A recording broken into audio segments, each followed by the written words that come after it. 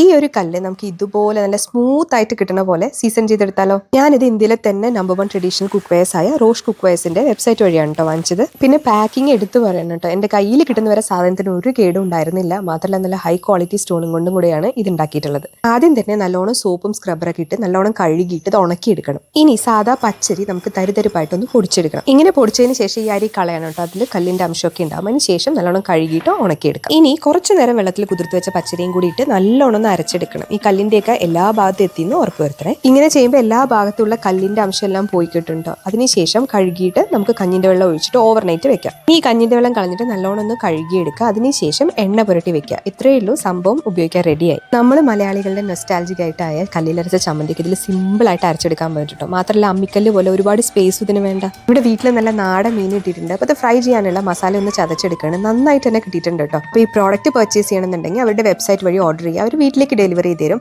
അല്ലാന്നുണ്ടെങ്കിൽ ചെന്നൈയിലുള്ള അവരുടെ store visit ചെയ്ത് ഡയറക്റ്റ് ആയിട്ടും പർച്ചേസ് ചെയ്യാം.